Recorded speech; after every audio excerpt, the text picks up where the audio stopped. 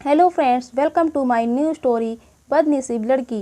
वैसे इस दुनिया में लड़की होना ही जीवन को काफ़ी कठिन बना देता है। और जब आप दिखने में अच्छे ना हो, पढ़ाई लिखाई में भी अच्छे ना हो, तब सोचिए कठिनाई का लेवल क्या होता होगा। संध्या बचपन से ही पढ़ाई लिखाई में कमज़ोर थी। रंग उसका सांवला था, नाक नक्शा भी बाकी लड़कियों की तुलना में इतना खास ना था। ऊपर से भगवान ने दांतों की बनावट भी टेढ़ी मेढ़ी दी थी। जब संध्या छोटी थी तो बचपन में स्कूल के बच्चे चिढ़ाते, बड़ी हुई तो गली मोहल्ले के लोग उसे देखकर मुंह फेर लिया करते। कोई भी उसका दोस्त बनने के लिए तैयार ना था। उसके रिश्तेदार भी कुछ खास उसे भाव ना दिया करते। बस एक उसकी माँ ही थी जिसे उसके सूरत या लुक से कोई फ़र्क नहीं पड़ता। माँ संध्या से और संध्या माँ से बेहद प्यार करते। दुनिया भर की आलोचनाओं को सहने की शक्ति थी माँ संध्या के लिए। जब कोई उसे डफर बोल देता या जब कोई उसे बदसूरत बोल देता, जब संध्या को शादी के लिए देखने आए लोग उसे बिना पसंद किए लौट जाते, यहाँ तक कि जब खुद के पापा ही उसे मनहूस बोल देते, तब माँ ही तो थी जो उसे समझाती कि लोगों के बोलने से क्या होता है। तू तो मेरी प्यारी बेटी है। वह खुश रहना सीख गई। जो भी गिने चुने लोग उससे बात करते, उन्हें चुटकुले सुना कर हंसाया करती और खुद भी ठहाके रहा कर हंसा करती। इसके अलावा एक और बहुत बड़ी खूबी थी संध्या की, उसे खाना बनाने में बहुत मज़ा आता था। और ना सिर्फ खाना बनाने में मज़ा आता था, उसका बनाया खाना खाकर लोगों को जो स्वाद आता था वह उनको तृप्त कर जाता था। और यह उसमें अपने आप तो नहीं आया था। दुनिया के ठुकराए जाने के बाद उसने अपना सारा समय खाने की रेसिपीज़ की किताबें, रेडियो शोज़ और टीवी चैनल्स को समर्पित कर दिए थे।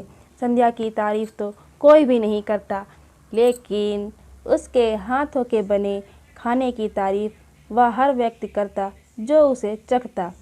इस एक गुण की वजह से संध्या अपने आजू बाजू की औरतों में फेमस हो गई थी, क्योंकि जिसे भी खाना पकाना सीखना हो या कुछ नया पकवान बनाना सीखना हो तो वह संध्या के पास आती और संध्या भी खुशी खुशी उन्हें सब सिखाती।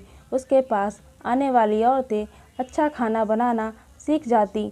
लेकिन लाख कोशिश करने के बाद भी संध्या के हाथों का वह जादू जो सबको तृप्त कर जाता, वह कोई ना सीख पाता। संध्या की ज़िंदगी इन्हीं उतार चढ़ावों के साथ कट रही थी। एक बार फिर से माँ बाप ने जी तोड़ कोशिश कर एक फैमिली को संध्या को देखने के लिए मना लिया था और अगले दिन लड़का संध्या को देखने आने वाला था। संध्या को इस बात की खबर होने पर वह बहुत दुखी और गुस्सा हो गई थी कि बिना उससे पूछे पता नहीं क्यों माँ बाप लड़कों को बुला लेते थे और उसका मजाक बना देते थे।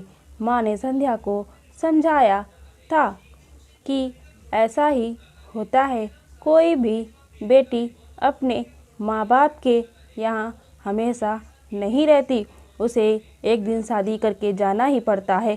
अगले दिन संध्या सुबह सुबह ही लड़के वालों के आने से पहले ही सज संवर कर कहीं निकल गई थी। उस दिन लड़के वाले घर आकर माँ बाप को बहुत खरी खोटी सुनाकर गए थे। वैसे भी पापा को संध्या पर हमेशा ही गुस्सा रहता था, लेकिन उसकी इस हरकत ने उसको गुस्से से पागल कर दिया। उस दिन पापा ने संध्या का सारा गुस्सा माँ पर उतार दिया था, यह कहकर कि एक मनहूस बेटी को जन्म देकर भी तुम्हारा मन नहीं भरा था, इसलिए उसको लाड़ प्यार देकर सर पर बिठा लिया है। हमेशा अपनी बेटी के बारे में गलत बोलने वालों से नाराज़ रहने वाली माँ आज खुद संध्या से नाराज़ हो गई थी और वह अब संध्या के घर वापस आने की बेसब्री से राह देख रही थी ताकि अपना गुस्सा उस पर उतार सके। सूरज ढलने से पहले संध्या घर लौट आई थी। उसके चेहरे पर एक अजीब सी खुशी थी। हाथों में एक चेक था और एक सर्टिफिकेट भी। संध्या माँ से कुछ कहना चाहती थी, लेकिन इससे पहले कि संध्या अपने मुंह से एक भी शब्द कह पाती, माँ ने उसे खरी खोटी सुनाना शुरू कर दिया। गुस्से में माँ बोलते बोलते, होता जो तुम पैदा होते ही मर जाती, यह दिन ना देखना पड़ता। हमें गुस्से में बड़बड़ाती और सब्जियां काट रही माँ ने एक बार भी संध्या की तरफ नहीं देखा था। संध्या माँ की बातें किसी पत्थर की मूरत की तरह सुन रही थी। पत्थर की ऐसी मूरत जिसके शरीर में तो जान ना हो, लेकिन आँखों से आंसुओं की धारा बह रही हो। संध्या ने माँ से पूछा, माँ क्या सच में तुम भी चाहती हो कि मैं मर जाऊँ? क्या मैं इतनी बुरी हूँ मैं माँ? अभी भी गुस्सा सर पे सवार होने की वजह से माँ ने कह दिया, हाँ। बिना एक पल भी सोचे संध्या ने सीधा अपने कमरे में जाकर कमरा अंदर से बंद कर लिया था। 1-2 मिनट बाद गुस्सा थोड़ा शांत होने पर माँ को अपनी गलती का एहसास हुआ तो संध्या के रूम की तरफ गई। उन्हें पता चला कि संध्या ने रूम को अंदर से बंद कर लिया है। गुस्से में कुछ कर ना ले, इसलिए माँ ने तुरंत पापा को इस बात की खबर दी। दोनों ने काफ़ी दरवाज़ा खोलने की कोशिश की, लेकिन जब नाकामयाब रहे तो दरवाज़ा तोड़ दिया।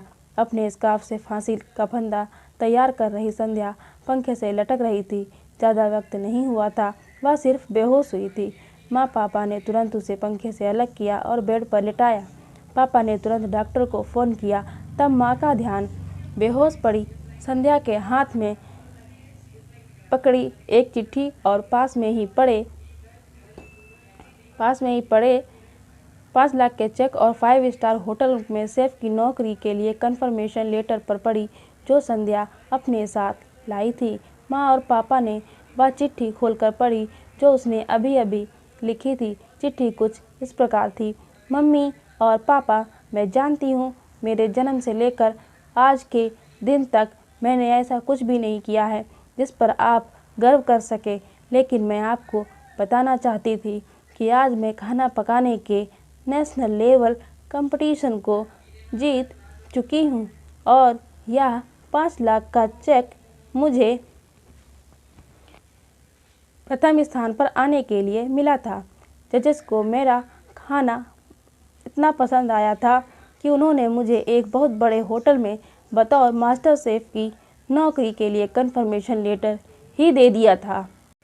पूरी दुनिया मेरे खिलाफ है, मुझे इस बात का कभी भी फर्क पड़ा ही नहीं था और ना ही बाबूजी की कड़वी बातें मैंने अपने दिल पर ली थी, क्योंकि मैं जानती थी बाहर से सख्त दिखने वाले मेरे बाबूजी अंदर से तो मुझे प्यार ही करते थे। प्यार ना करते होते तो बिना मांगे मुझे कपड़े, मिठाइयाँ, पटाखे ये सब ना ला कर देते। माँ के प्यार को कोई क्या बयां कर सकता है। मेरी माँ मेरे लिए मेरी सारी दुनिया थी। जब माँ मेरे साथ होती तो मुझे किसी बात की परवाह ना होती थी। मेरी माँ मेरी थी, इसलिए मुझे किसी और की ज़रूरत ना थी।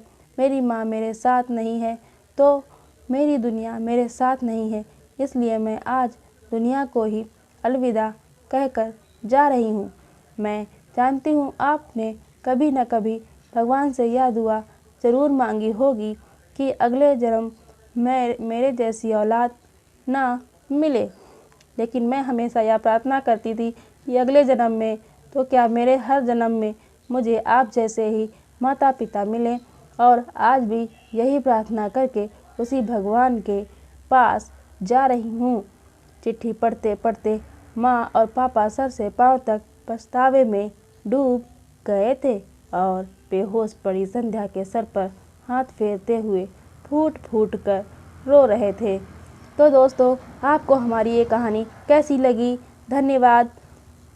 कमेंट में हमें ज़रूर बताया करें, जिससे हमें मोटिवेशन मिलता है और हम आपके लिए नई नई कहानियाँ लाते रहें।